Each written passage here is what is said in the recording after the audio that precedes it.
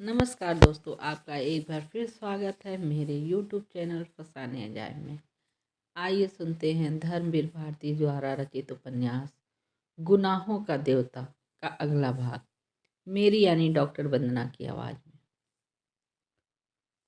बिनती के जाने की तैयारी हो गई थी और लिया दिया जाने वाला सारा सामान पैक हो रहा था। डॉक्टर साहब भी महीने भर की छुट्टी लेकर साथ जा रहे थे। उस दिन की घटना के बाद फिर बिनती चंदर से बिल्कुल ही नहीं बोली थी। चंदर भी कभी नहीं बोला। ये लोग कार पर जाने वाले थे। सारा सामान पीछे आगे लादे जाने लगा। डॉक्टर साहब कार लेकर बाजार गए थे। चंदर उनका होलडाल संभाल रहा था। बिनती आई और बोली, मैं आपसे बातें कर सकती हूँ? हाँ हाँ, तुम उस दिन की बात का बुरा मान गई। अमूमन लड़कियाँ सच्ची बात का बुरा ही मान जाती हैं। बोलो, क्या बात है? चंदर ने इस तरह कहा जैसे कुछ हुआ ही ना हो। बिनती की आंखों में आंसू थे। चंदर, आज मैं जा रही हूँ। हाँ, ये तो मालूम है। उसी का तो इंतजाम कर रहा हूँ। पता नहीं मैंने क्या अपराध किया चंदर कि तुम्हारा स्नेह खो बैठी। ऐसा ही था, स्नेह तो आते ही। इतना स्नेह तुमने दिया क्यों? मैं तुमसे कभी भी दीदी का स्थान नहीं मांग रही थी। तुमने मुझे गलत क्यों समझा? नहीं बिनती, मैं अब स्नेह इत्यादि पसंद नहीं करता हूँ। पूर्ण परिपक्व मनुष्य हूँ और ये सब भावनाएं अब मुझे अच्छी नहीं लगती। स्नेह वगैरह की दुनिया अब मुझे बड़ी उथली लगती है। तभी चंदर, इतने दिन मैंने रोते रोते बिताए, तुमने एक बार पूछा भी नहीं, जिंदगी में सिवा दीदी और तुम्हारे कौन था मेरा? तुमने मेरे आंसुओं की परवाह नहीं की। तुम्हें कसूर नहीं देती, कसूर मेरा ही होगा चंदर। नहीं, कसूर की कोई बात नहीं है बिनती। औरतों के रोनों की कहाँ तक परवाह की जाए? वे कुत्ते बिल्ली की तरह जितना हो रोती रहती हैं। खैर चंदर, ईश्वर करे तुम जीवन भर इतने ही मजबूत रहो। मैंने अगर कभी तुम्हारे लिए कुछ किया है, वैसे किया भी क्या है, लेकिन अगर कुछ भी किया है तो सिर्फ इसलिए कि मेरे मन की जाने की कितनी ममता तुमने जीत ली थी। या मैं हमेशा इस बात के लिए पागल रहती थी कि तुम्हें जरा से भी ठेस न पहुँचे। मैं क्या कर डालूं तुम्हारे लिए? तुमने तुम्हारे व्यक्तित्व ने मुझे जादू में बांध लिया था। तुम मुझसे कुछ भी करने के लिए कहते तो मैं हिचक नहीं सकती थी। लेकिन खैर, तुम्हें मेरी ज़रूरत नहीं थी। तुम पर भार हो उठती मैंने अपने को खींच लिया। अब कभी तुम्हारे जीवन में आने का साहस नहीं करूँगी। यह भी कैसे कहूँ कि कभी तुम्हें मेरी ज़रूरत पड़ेगी? मैं जानती हूँ कि तुम्हारे तूफानी व्यक्तित्व के सामने मैं बहुत तुच्छ हूँ, तिनके से भी तुच्छ। लेकिन आज जा रही हूँ। अब कभी यहाँ आने का साहस ना करूँगी। लेकिन क्या चलते वक्त आशीर्वाद भी ना दोगे? कुछ आगे का रास्ता भी ना बताओगे? बिनती ने झुककर चंदर के पैर पकड़ लिए और सिसक सिसक कर रोने लगी। चंदर ने बिनती को उठाया और पास की कुर्सी पर बिठा दिया और सिर पर हाथ रखकर बोला, आशीर्वाद तो देवताओं से मांगा जाता है। मैं अब प्रेत बन चुका हूँ बिनती। चंदर अब एकांत चाहता था और चंदर को मिल गया था। पूरा घर खाली, एक महाराजिन, माली और नौकर, और सारे घर में सिर्फ सन्नाटा। और उस सन्नाटे का प्रेत चंदर। चंदर चाहे जितना टूट जाए, चाहे जितना बिखर जाए, लेकिन चंदर हारने वाला नहीं था। वो हार भी जाए लेकिन हार स्वीकार करना उसे नहीं आता था। उसके मन में अब सन्नाटा था। अपने मन के पूजा गृह में स्थापित सुधा की पावन प्रांजल देव मूर्ति को उसने कठोरता से उठाकर बाहर फेंक दिया था। मंदिर की मूर्ति में पवित्रता बिनती को अपमानित कर दिया था और मंदिर के पूजा उपकरणों को, अपने जीवन के आदर्शों और मानदंडों को उसने चूर चूर कर डाला था। और बुत सिकन विजेता की तरह क्रूरता से हंसते हुए मंदिर के भग्नावशेषों पर कदम रखकर चल रहा था। उसका मन टूटा हुआ खंडहर था, जिसके उजाड़ बेछत कमरों में चमगादड़ बसेरा करते हैं और जिसके ध्वंसावशेषों पर गिरगिट पहरा देते हैं। काश कि कोई उन खंडहरों की ईंटें उलट कर देखता तो हर पत्थर के नीचे पूजा मंत्र से सकते हुए मिलते। हर धूल की परत में घंटियों की बेहोश ध्वनियाँ मिलती। हर कदम पर मुरझाए हुए पूजा के फूल मिलते और हर शाम सवेरे भग्न देव मूर्ति का करुण रुदन दीवारों पर सिर पटकता हुआ मिलता। लेकिन चंदर ऐसा वैसा दुश्मन नहीं था। उसने मंदिर को चूर चूर कर उस पर अपने गर्व का पहरा लगा दिया था कि कभी भी कोई उस पर खंडहर के अवशेष कुरेद कर पुराने विश्वास, पुरानी अनुभूतियाँ, पुरानी पूजाएं फिर से न जगा दे। बुद्ध सिखन तो मंदिर तोड़ने के बाद सारा शहर जला देता है ताकि शहर वाले फिर उस मंदिर को ना बना पाएं। ऐसा ही था चंदर। अपने मन को सुनसान कर लेने के बाद उसने अपनी जिंदगी, अपना रहन सहन, अपना मकान और अपना वातावरण भी सुनसान कर लिया था। अगहन आ गया था, लेकिन उसके चारों ओर जेठ की दोपहरी से भी भयानक सन्नाटा था। बिनती जब से गई उसने कोई खत नहीं भेजा था। सुधा के भी पत्र बंद हो चुके थे। पम्मी के तो खत आए थे। पम्मी आजकल दिल्ली घूम रही थी, लेकिन चंदर ने पम्मी को कोई जवाब नहीं दिया। अकेला अकेला, बिल्कुल अकेला। सहारा मरुस्थल की नीरस भयावनी शांति, और वह भी जब तक कि कांपता हुआ लाल सूरज बालू के क्षितिज पर अपनी आखिरी सांसें तोड़ रहा हो और बालू के टीलों की अधमरी छायाएं लहरदार बालों पर धीरे धीरे रेंग रही हों। बिंदी के ब्याह को 15 दिन रह गए थे कि सुधा का एक पत्र आया। मेरे देवता, मेरे नयन, मेरे पंथ और मेरे प्रकाश, आज कितने दिनों बाद तुम्हें खत लिखने का मौका मिल रहा है। सोचा था बिनती के ब्याह के महीने भर पहले गांव आ जाऊंगी तो एक दिन के लिए तुम्हें आकर देख जाऊंगी, लेकिन इरादे इरादे हैं और जिंदगी जिंदगी। अब सुधा अपने जेठ और सास के लड़के की गुलाम है। ब्याह के दूसरे दिन ही चला जाना होगा। तुम्हें यहाँ बुला लेती, लेकिन यहाँ बंधन और पर्दा तो ससुराल से भी बदतर है। मैंने बिनती से तुम्हारे बारे में बहुत पूछा, वो कुछ नहीं बताती। पापा से इतना मालूम हुआ कि तुम्हारी थीसिस छपने गई है। कन्वोकेशन नज़दीक है। तुम्हें याद है, वादा था कि तुम्हारा गाउन पहनकर मैं फ़ोटो खिंचवाऊंगी। वह दिन याद करती हूँ तो जाने कैसा होने लगता है। एक कन्वोकेशन की फ़ोटो खिंचवाकर ज़रूर भेजना। क्या तुमने बिनती को कोई दुख दिया था? बिनती हरदम तुम्हारी बात पर आंसू भरलाती है। मैंने तुम्हारे भरोसे बिनती को वहाँ छोड़ा था। मैं उससे दूर। माँ का सुख उसे मिला नहीं, पिता मर गए। क्या तुम उसे इतना भी प्यार नहीं दे सकते थे? मैंने तुम्हें बार बार सहेज दिया था। मेरी तंदुरुस्ती अब कुछ कुछ ठीक है, लेकिन जाने कैसी कैसी है, कभी कभी सिर में दर्द होने लगता है, जी मिचलाने लगता है। आजकल वह बहुत ध्यान रखते हैं, लेकिन वे मुझको समझ में नहीं पाए। सारे सुख और आज़ादी के बीच में कितनी असंतुष्ट हूँ, मैं कितनी परेशान हूँ। लगता है हजारों तूफान हमेशा नसों में गहराया करते हैं। चंदर, एक बात कहूँ, अगर बुरा ना मानो तो। आज शादी के 6 महीने बाद भी मैं यही कहूँगी चंदर, कि तुमने अच्छा नहीं किया। मेरी आत्मा सिर्फ तुम्हारे लिए बनी थी। उसके रेशे में वे तत्व हैं जो तुम्हारी ही पूजा के लिए थे। तुमने मुझे दूर फेंक दिया, लेकिन इस दूरी के अंधेरे में भी जन्म जन्मांतर तक भटकती हुई सिर्फ तुम्ही को ढूंढूंगी। इतना याद रखना, और इस बार अगर तुम मिल गए तो जिंदगी की कोई ताकत, कोई आदर्श, कोई सिद्धांत, कोई प्रवंचना मुझे तुमसे अलग नहीं कर सकेगी। लेकिन मालूम नहीं पुनर्जन्म सच है या झूठ। अगर झूठ है तो सोचो चंदर कि इस अनादिकाल के प्रवाह में सिर्फ एक बार मैंने अपनी आत्मा का सत्य ढूंढ पाया था, और अब अनंत काल के लिए उसे खो दिया। अगर पुनर्जन्म नहीं है तो बताओ मेरे देवता, क्या होगा? करोड़ों सृष्टियाँ होंगी, प्रलय होंगे, और मैं अतृप्त चिंगारी की तरह असीम आकाश में तड़पती हुई अंधेरे की हर परत से टकराती रहूंगी, न जाने कब तक के लिए। ज्यों ज्यों दूरी बढ़ती जा रही है, त्यों तो पूजा की प्यास बढ़ती जा रही है। काश मैं सितारों के फूल और सूरज की आरती से तुम्हारी पूजा कर पाती। लेकिन जानते हो मुझे क्या करना पड़ रहा है? मेरे छोटे भतीजे नीलू ने पहाड़ी चूहे पाले हैं। उनके पिंजरे के अंदर एक पहिया लगा है और ऊपर घंटियां लगी हैं। अगर कोई अभागा चूहा उस चक्र में उलझ जाता है तो ज्यों ज्यों छूटने के लिए वह पैर चलाता है, त्यों त्यों चक्र घूमने लगता है, घंटियां बजने लगती हैं। नीलू बहुत खुश होता है, लेकिन चूहा थक कर बेदम होकर नीचे गिर पड़ता है। कुछ ऐसे ही चक्र में फंस गई हूँ चंदर। संतोष सिर्फ इतना है कि घंटियां बजती हैं तो शायद तुम उन्हें पूजा के मंदिर की घंटियां समझते होगे, लेकिन खैर, सिर्फ इतनी प्रार्थना है चंदर कि अब थक कर जल्दी ही गिर जाऊं। मेरे भाग्य, खत का जवाब जल्दी ही देना। पम्मी अभी आई या नहीं?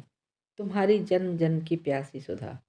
चंदर ने खत पढ़ा और फौरन लिखा, प्रिय सुधा, तुम्हारी पत्र बहुत दिनों के बाद मिला। तुम्हारी भाषा वहाँ जाकर बहुत निखर गई है। मैं तो समझता हूँ कि अगर खत कहीं छुपा दिया जाए तो लोग इसे किसी रोमांटिक उपन्यास का अंश समझेंगे, क्योंकि उपन्यासों के ही पात्र ऐसे खत लिखते हैं, वास्तविक जीवन के नहीं। खैर, मैं अच्छा हूँ, हर एक आदमी ज़िंदगी से समझौता कर लेता है, किंतु मैंने ज़िंदगी से समर्पण कराकर उसके हथियार रख लिए हैं। अब किले के बाहर से आने वाली आवाज़ें अच्छी नहीं लगती, न खेतों के पानी की उत्सुकता, न जवाब लिखने की। अगर मुझे अकेला छोड़ दो तो बहुत अच्छा होगा। मैं विनती करता हूँ, मुझे खत मत लिखना। आज विनती करता हूँ, क्योंकि आज्ञा देने का अब साहस भी नहीं, अधिकार भी नहीं, व्यक्तित्व भी नहीं। खत तुम्हारा तुम्ही को भेज रहा हूँ। कभी ज़िंदगी में कोई दूसरी ज़रूरत आ पड़े तो ज़रूर याद करना। बस इसके अलावा कुछ नहीं। अपने से संतुष्ट, चंद्र कुमार कपूर। उसके बाद फिर वही सुनसान जिंदगी का डर रहा। खंडहर के सन्नाटे में भूल कर आई हुई बांसुरी की आवाज़ की तरह सुधा का पत्र, सुधा का ध्यान आया और चला गया। खंडहर का सन्नाटा, सन्नाटे के उल्लू, गिरगिट और पत्थर कांपे और फिर मुस्तैदी से अपनी जगह पर जम गए। उसके बाद फिर वही उदास सन्नाटा, टूटता हुआ सा अकेलापन और मूर्छित दोपहरी के फूल सा चंदर। नवंबर का एक खुशनुमा बिहान। सोने के कांपते तारे सुबह ही ठंडी हवाओं में उलझे हुए थे। आकाश एक छोटे बच्चे के नीलम नैनों की तरह भोला और स्वच्छ लग रहा था। क्यारियां शरद के फूलों से भर गई थीं और एक नई ताजगी मौसम और मन में पुलक उठी थी।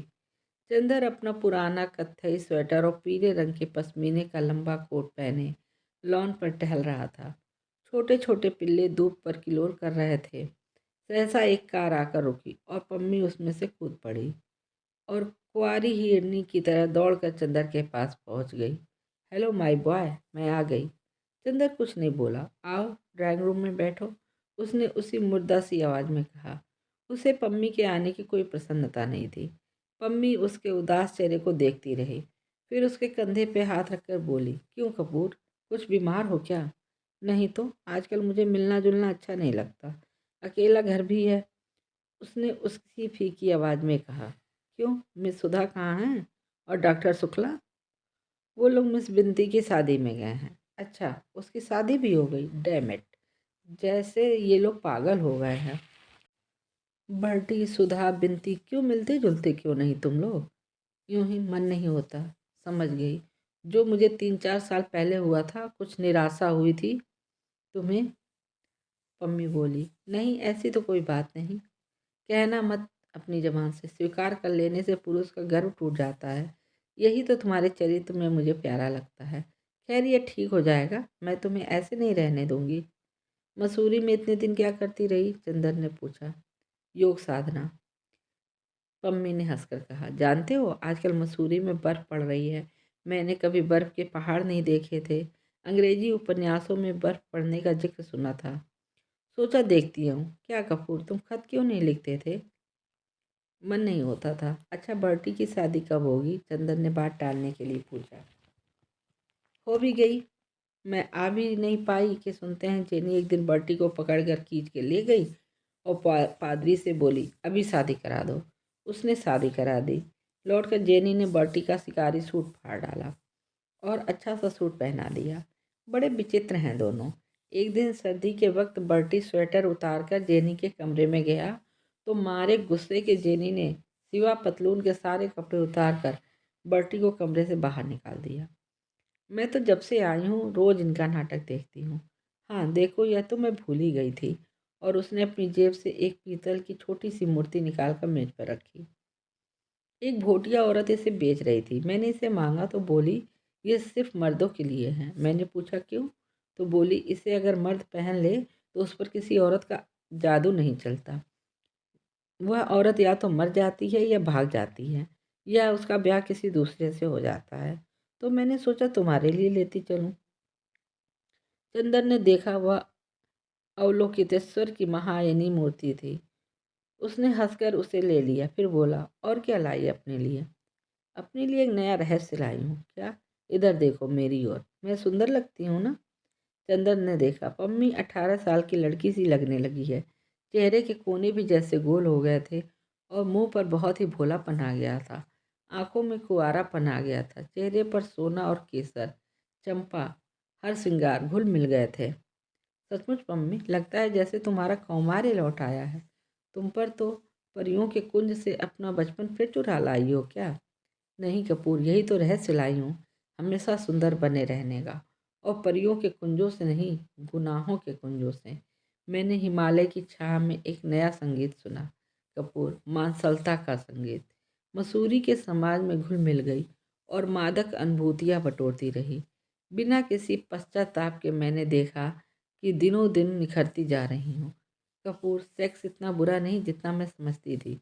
तुम्हारी क्या राय है?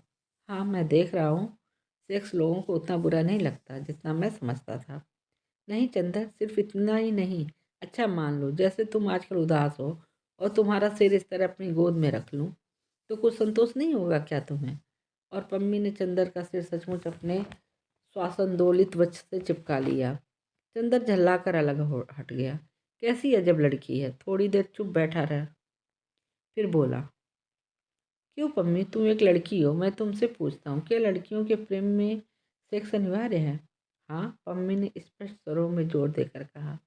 लेकिन पम्मी, मैं तुमसे नाम तो नहीं बताऊंगा, लेकिन एक लड़की है जिसको मैंने प्यार किया है, लेकिन शायद वह मुझसे शादी नहीं कर पाएगी। मेरे उसके कोई शारीरिक संबंध भी नहीं। क्या तुम इसे प्यार नहीं कहोगी? कुछ दिन बाद जब उसकी शादी हो जाए तब उससे पूछना, तुम्हारा सारा प्रेम मर जाएगा। पहले मैं भी तुमसे कहती थी पुरुष और नारी के संबंधों में एक अंतर जरूरी है। अब लगता है यह सब एक भुलावा है, अपने से पम्मी ने कहा।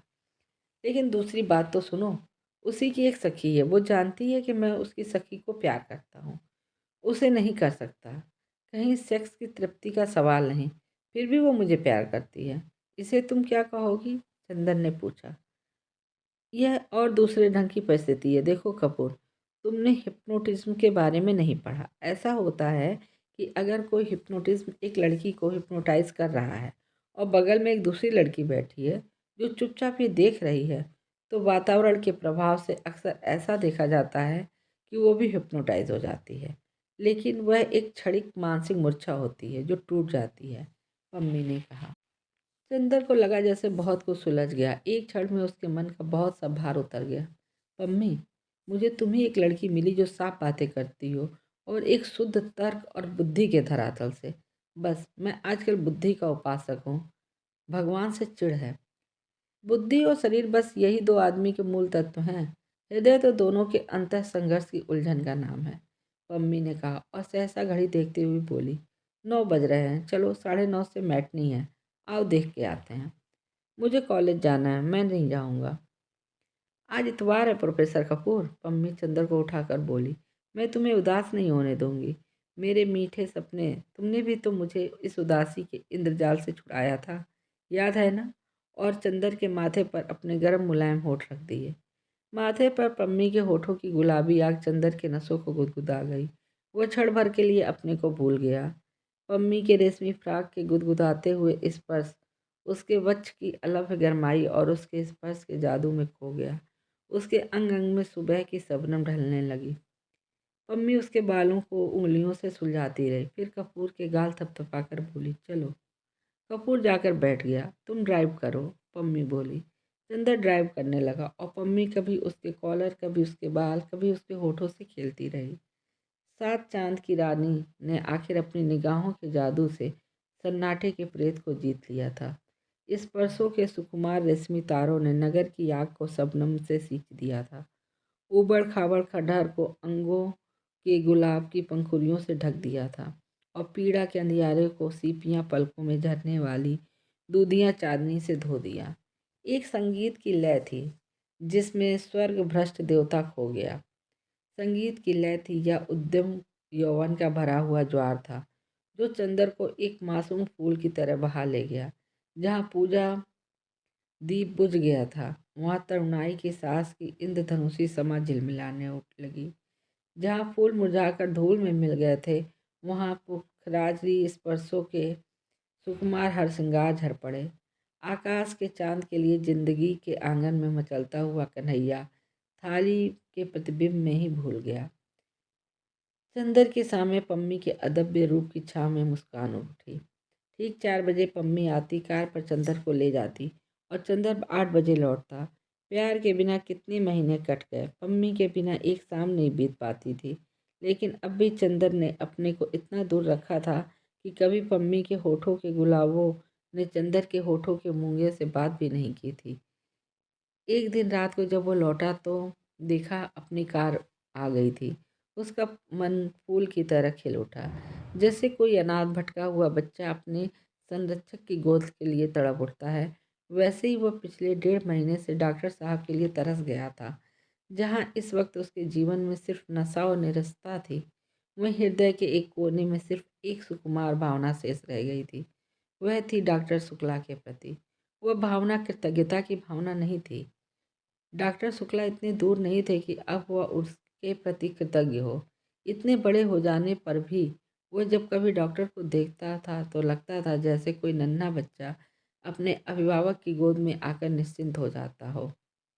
उसने पास आकर देखा, डॉक्टर साहब बरामदे में टहल रहे थे। चंदर दौड़कर उनके पाँव में गिर गया। डॉक्टर साहब ने उसे उठाकर गले से लगा लिया और बड़े प्यार से उसकी पीठ पर हाथ फेरते हुए बोले, कन्वोकेशन हो गया, डिग्री जीत लाए।